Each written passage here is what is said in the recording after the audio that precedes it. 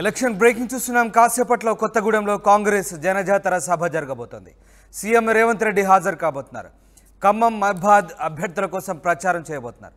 CM సభ నేపథ్యంలో కొత్తగూడెంలో traffic diversion చేశారు.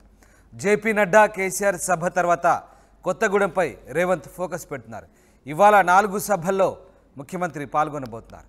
మొత్తం మీద ఇవాళ కొత్తగూడెంలో సీఎం రేవంత్ రెడ్డి సభకు కాంగ్రెస్ శ్రేణులు ప్రతిష్టాత్మకంగా తీసుకున్నాయి. సభను విజయవంతం చేసేందుకు పూర్తి స్థాయిలో ఏర్పాటు చేశారు. ఖమ్మం మహబాద్ అభ్యర్థుల విజయం కోసం ఇవాళ ముఖ్యమంత్రి రేవంత్ రెడ్డి కొత్తగూడెంలో సభ ఏర్పాటు చేశారు. ఈ సభలో ముఖ్యమంత్రి ప్రసంగించబోతున్నారు. సీఎం సభ నేపథ్యంలో కొత్తగూడెంలో ట్రాఫిక్ డైవర్షన్ ఏర్పాటు చేశారు. ఇక జేపీ నడ్డా కేసీఆర్ సభ తర్వాత కొత్తగూడెంపై సీఎం ఫోకస్ పెట్టారు. ఇవాళ సీఎం రేవంత్ 4 సభల్లో పాల్గొనబోతున్నారు. ఉదయ్ జైన్ అవుతున్నారు. ఉదయ్, ఇవాళ కొత్తగూడెంలో జరిగే సభకు సంబంధించి కాంగ్రెస్ పార్టీ ఏ రకమైనటువంటి ఏర్పాటు చేస్తుంది? అలాగే ముఖ్యమంత్రి రేవంత్ జేపీ నడ్డా కేసీఆర్ సభ తర్వాత కొత్తగూడెంలో ఆయన కూడా సభ పెట్టబోతున్నారు. ఎలాంటి వ్యాఖ్యలు చేసే అవకాశం ఉంది? ఈ సభ ద్వారా ఎలాంటి స్పీచ్ ఇచ్చే ఛాన్స్ ఉంది?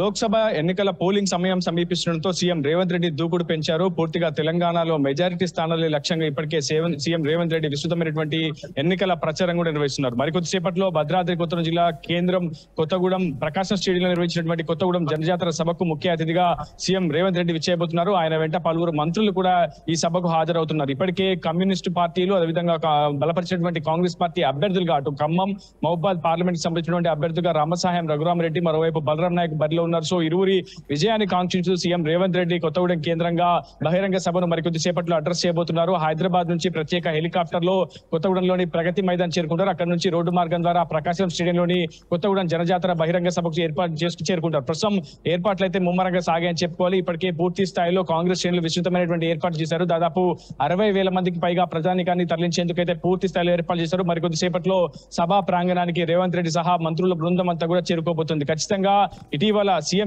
మాజీ సీఎం కేసీఆర్ కావచ్చు, అదేవిధంగా బీజేపీ జాతీయ అధ్యక్షుడు జేపీ నడ్డా కొత్తగూడెం కేంద్రంగానే బహిరంగ సభను ఏర్పాటు చేశారు. కార్నర్ మీటింగ్లు, రోడ్ షోలు నిర్వహించారు. సో ఖచ్చితంగా అటు కేసీఆర్ అదేవిధంగా జేపీ నడ్డాకు కౌంటర్ ఇవ్వబోతున్నారు రేవంత్ రెడ్డి. ఖచ్చితంగా ఇటీవల జిల్లా పర్యటనలో భాగంగా కేసీఆర్ విస్తృతమైనటువంటి రోడ్ షో నిర్వహించారు. అటువైపు నూతన జిల్లాలను రద్దు చేసేందుకు అటు పూర్తి స్థాయిలో అటు రేవంత్ ప్రభుత్వం రద్దు చేసేందుకు నిర్ణయం తీసుకుంటుందంటూ కూడా ఇటీవల కాంగ్రెస్ పై విరుచుకుపడ్డారు కేసీఆర్. మరోవైపు జేపీ నడ్డా కూడా అటు కాంగ్రెస్ పై తీవ్రమైనటువంటి విమర్శలు చేశారు. రాష్ట్రం నుంచి డబుల్ ట్యాక్స్ కేంద్రానికి వెళ్తుందంటూ ఇటీవల మోడీ, అమిత్ షా, జేపీ నడ్డా ఇటు విమర్శలు చేస్తూ ఆరోపణలు గుప్పిస్తున్నారు. సో రేవంత్ రెడ్డి మరికొద్దిసేపట్లో బహిరంగ సభను అడ్రస్ చేస్తూ ప్రసంగించే అవకాశం ఉంది. ప్రధానంగా నూతన జిల్లాల రద్దు అంశానికి సంబంధించి కీలకమైనటువంటి ప్రకటన రేవంత్ చేసే అవకాశం అయితే ఉంది. ఎందుకంటే 33 జిల్లాల ఏర్పాటులో భాగంగా గతంలో కేసీఆర్ ఈ ప్రతిపాదన తీసుకొచ్చారు. జిల్లాలను ఏర్పాటు చేశారు. జిల్లా కేంద్రంలో కలెక్టరేట్లు కూడా నిర్మించారు. సో ఒక పరిపాలన విధానం కోసం సరికొత్తమైనటువంటి ఎత్తుగడలు గతంలో కేసీఆర్ ప్రభుత్వం తీసుకొచ్చిందని చెప్పుకోవాలి. అయితే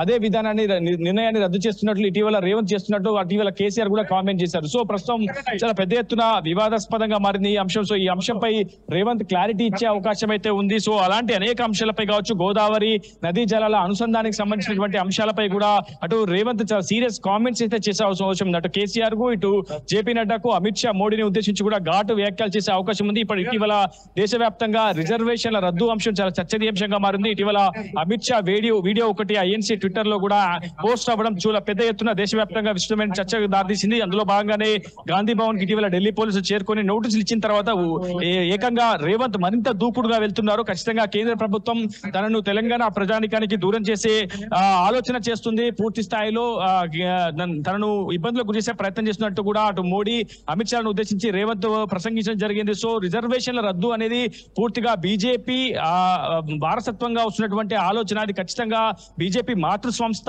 ఆర్ఎస్ఎస్ ప్రతిపాదన రిజర్వేషన్ల రద్దు అనేది. సో ఖచ్చితంగా బీజేపీ ఈసారి అధికారంలోకి వస్తే రిజర్వేషన్లు రద్దు చేస్తుందంటూ కూడా ఇటీవల రేవంత్ ఘాటు వ్యాఖ్యలు చేయడం జరిగింది. సో ఇలాంటి అంశాలపై మరింత దూకుడుగా రేవంత్ వెళ్తున్నారని చెప్పుకోవాలి. సో కొత్తగూడెం కేంద్రంగా నిర్వహిస్తున్నటువంటి కాంగ్రెస్ జనజాతర బహిరంగ సభలో కూడా రిజర్వేషన్ల రద్దు అంశానికి సంబంధించి బీజేపీ టార్గెట్ గా విమర్శనాస్త్రాలు సంధించబోతున్నారు.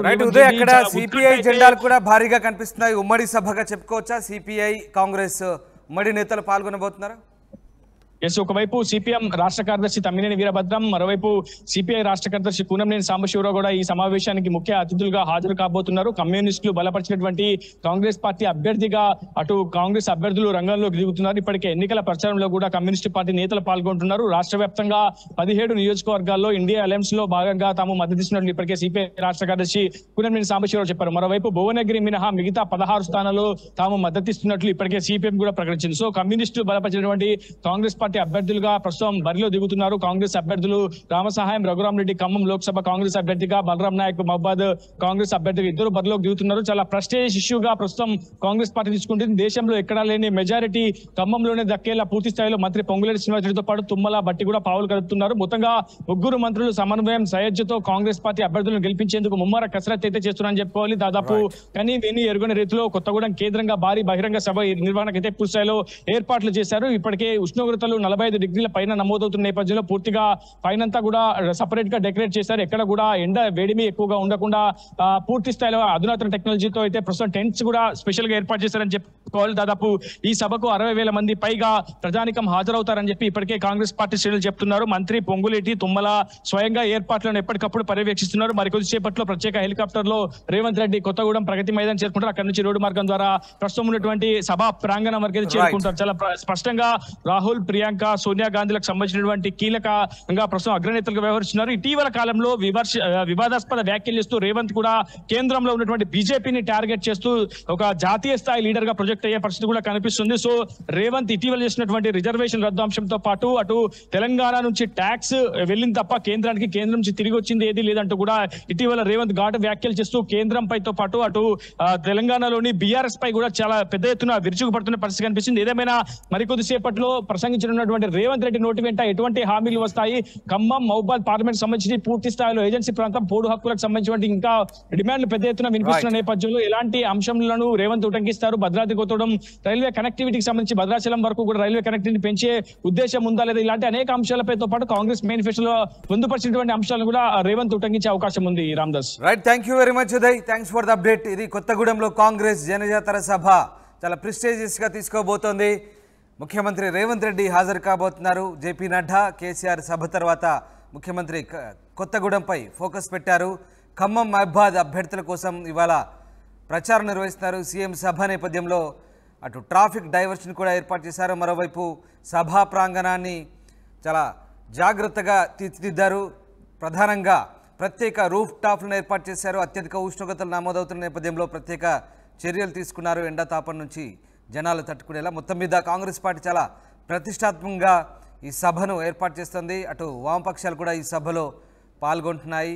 ఇవాళ ముఖ్యమంత్రి 4 సభల్లో పాల్గొనబోతున్నారు. మొత్తం మీద కొత్తగూడెం సభ వేదికగా ముఖ్యమంత్రి ఎలాంటి వ్యాఖ్యలు చేయబోతున్నారని మాత్రం ఆసక్తికరంగా మారింది.